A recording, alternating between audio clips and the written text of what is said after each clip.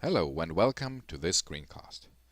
My name is Oliver Wirkus. I'm a senior SharePoint consultant with Softlanding in Vancouver, Canada, and I'm also a Microsoft MVP.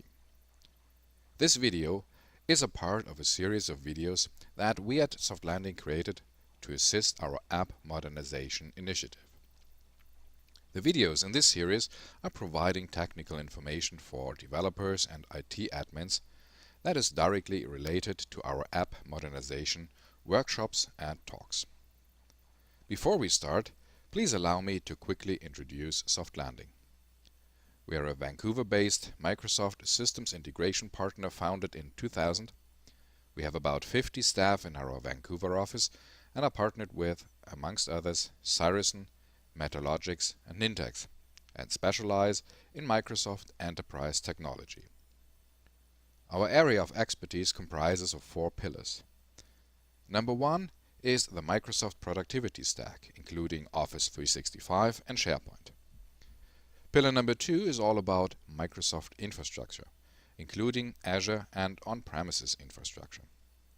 Pillar 3 is focused on custom development like app development, Azure and Azure development. And Pillar 4 is our security practice. If you would like to know more about what we are doing and how we might help you, please visit our website or contact us via info@softlanding.ca. Azure is a great platform to host your modernized business applications.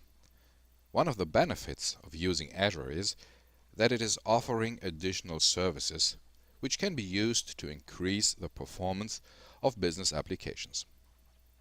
One of those additional services is the Redis Cache. A business application can utilize the Redis Cache in a common key-value manner, but the biggest performance gain can be expected when saving objects or data structures to the Redis Cache. In this video, I'm going to show a basic example of how to save data objects to the Redis Cache and how to retrieve it. To be able to utilize Microsoft Azure as a platform to host your business applications, you first need to have a subscription. If you don't have a subscription yet, you can always get a free trial subscription that is available for 1 month free of charge. Navigate to www.azure.microsoft.com and sign up for a free trial account. As I just mentioned, in this video I'm going to add access to a Redis cache to my demo application. In addition, I will show you how you can save and retrieve data objects from the Redis cache.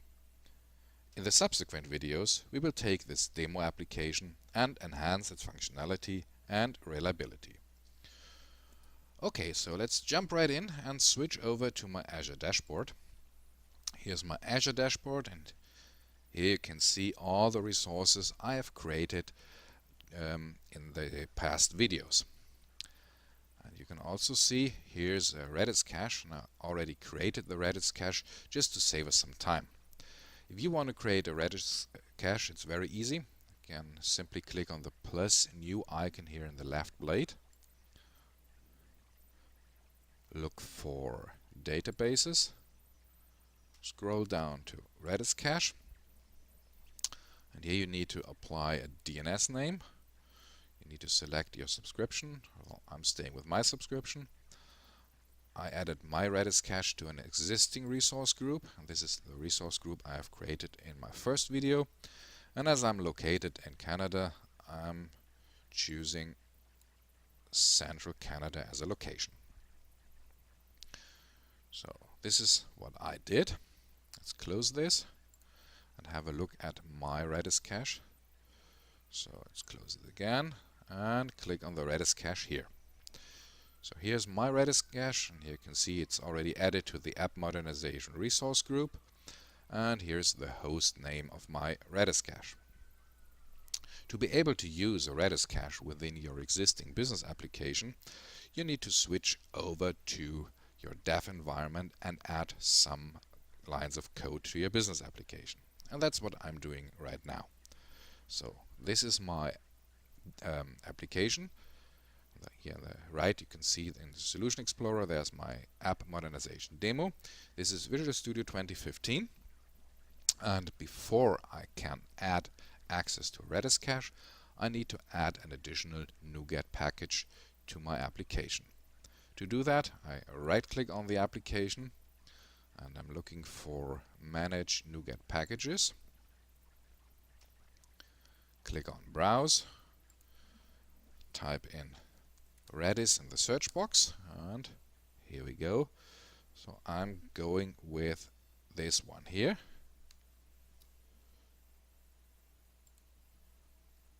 And simply click on Install.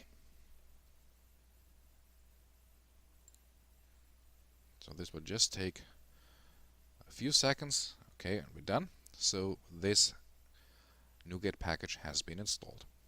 So let's close that window.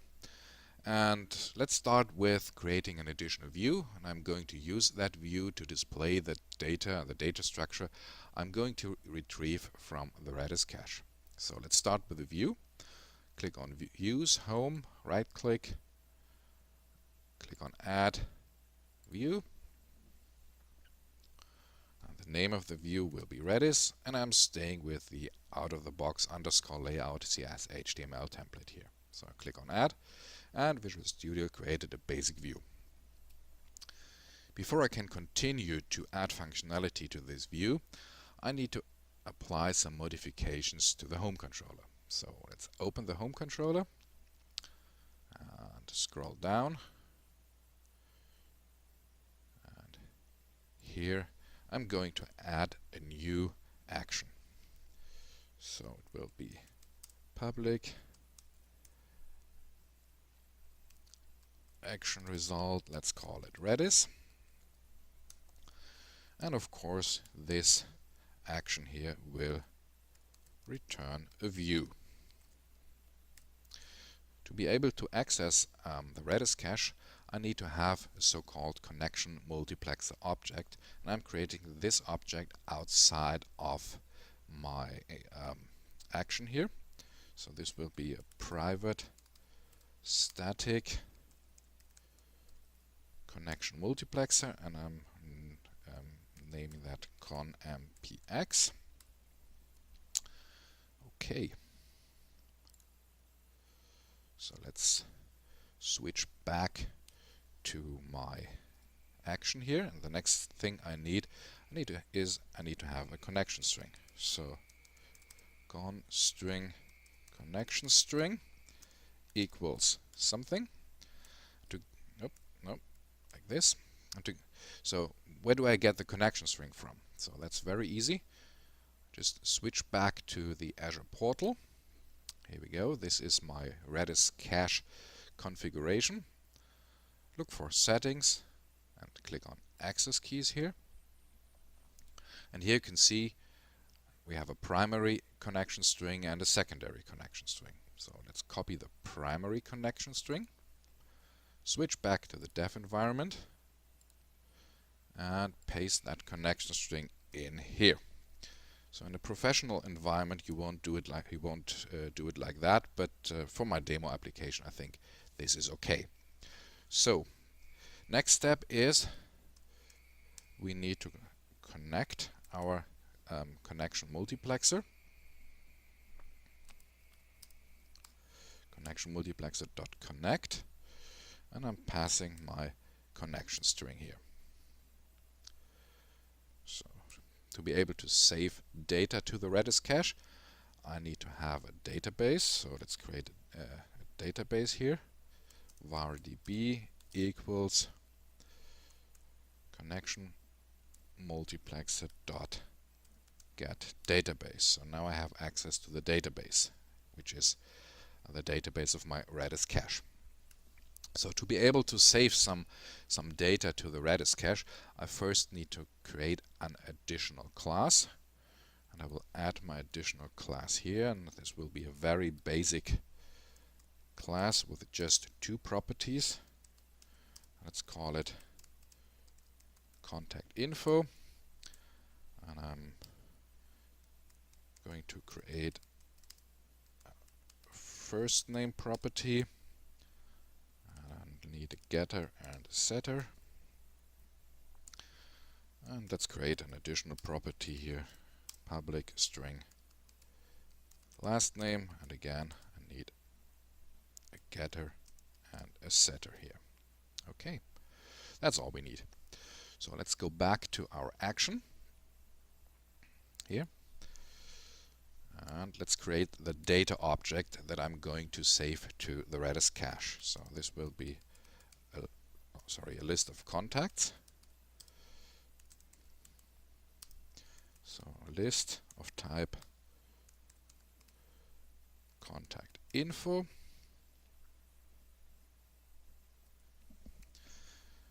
Now I have a list of contacts here, and let's add 2 contacts. So create person 1, new contact info.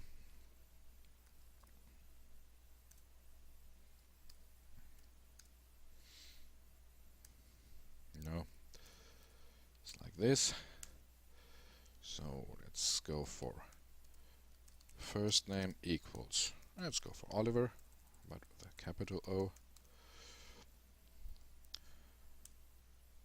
Oops, again, sorry, this should be first name, I guess. First name and last name equals Wirkus. So let's create an additional person. Let's call it person 2, new contact info.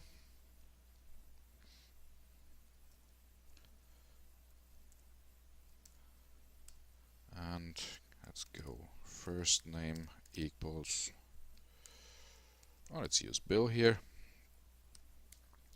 and last name equals Gates. Okay, so we're done with this. Now let's add the 2 persons to our contact list. So contacts.add person 1 and contacts.add person 2. So now we have a list of contact info with 2 additional persons in it, and save the data to the Redis cache. And this is done like that. So we need to access our database, and there's a method called stringset. And as I mentioned before, the Redis cache is organized by key value pairs. So let's add a key, call it contact list, and the value will be the serialized contact list. And to serialize that, let's go for the JSON convert dot serialize object, and the object I'm going to serialize is my list of contacts. So this is how we can save data or a data structure to a Redis cache. And now let's see how we can retrieve data from Redis cache. To do that, I need to have an additional variable, and let's call it JSON contacts. And this equals db database dot string get this time. And the only parameter I need to pass here is the key. And the key has been contact list. So that's all we need to do. And let's pass this JSON contacts string to our view so that we can display it. So go for view data, for the view data array, create a new internal object, call it Redis, and assign the JSON contacts. So that's all we need.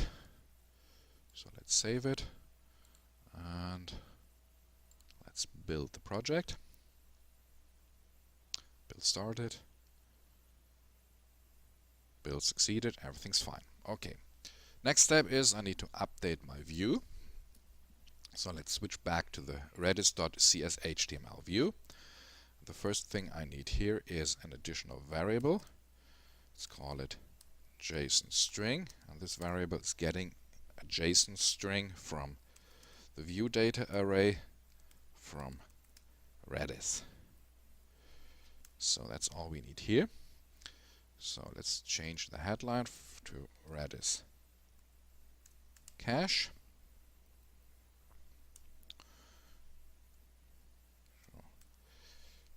Let's add a break here. So and I need to have an additional object that I can use to display my data. Let's call it user list. That's all we need here. And let's add a script part.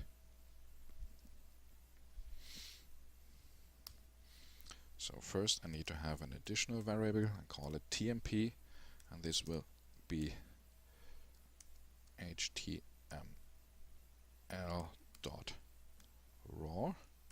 and I'm passing my JSON string here. Need to have additional variable called output, and in output I will create my list of contacts.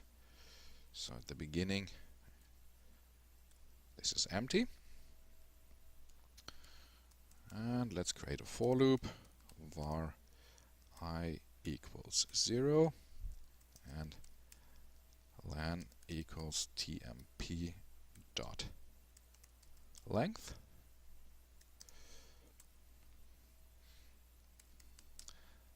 And I plus plus. Okay, so let's do something here. So output, I'm going to add a new li element here. I'm going to add the first name.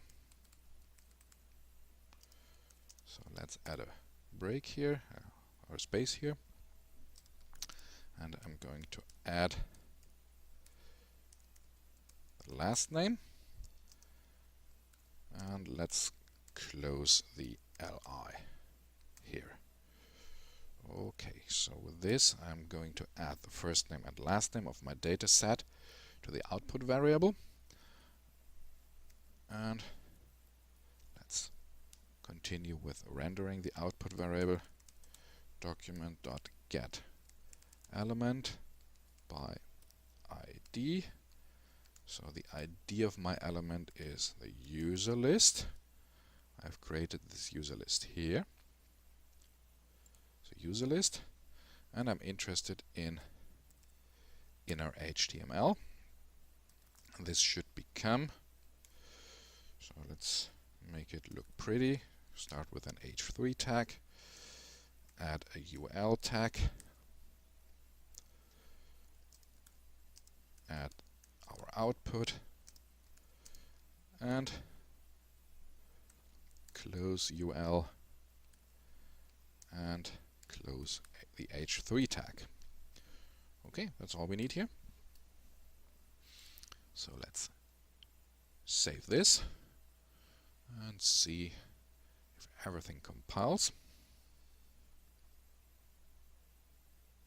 Build succeeded, looks good. So last step is, as usual, I'm opening _layout.cshtml because I would like to see the new view and the global navigation.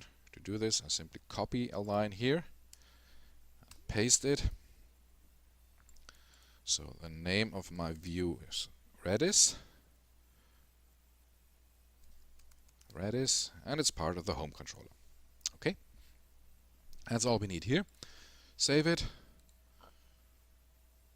build it again, build succeeded, everything's fine.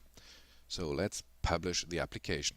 Right click on the project, click on publish, and You might remember that I have already created a publishing profile within my first video, so I don't need to change anything here. I can still reuse my publishing profile, and so I'm clicking just on Publish. So now Visual Studio is publishing our updated business application. Now Internet Explorer is showing up, and in a few seconds we should see our demo application here. It's just taking a few seconds for Internet Explorer to load the demo application.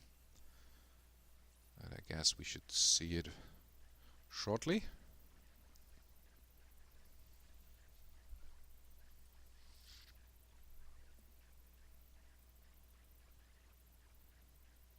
Here we go. And as you can see here in the main navigation, there is our Redis view. And I'm going to click on this link now, and as soon as I've done that, a new data object is created, our list of contacts. This list of contacts is converted to a JSON string. It's saved to our Redis Cache database. I'm retrieving that JSON string from our Redis database, and I'm passing it to the Redis view, and the Redis view is used to display the data. So when I click on Redis, I should see my view, and I should see my 2 persons I've added to my contacts list. So let's see if everything's working as expected. Click on Redis. Oh, here we go. So this is the headline, Redis Cache, and as you can see here, Oliver Wirkus and Bill Gates are the 2 persons I've added to the Redis Cache. So everything's working as expected. As you've seen, there are just a few steps needed to add access to a Redis Cache to modernized business applications to increase their performance. In the following videos, we will add additional functionality to this web application as well as enhancing its reliability. Thank you very much for watching this video, and stay tuned.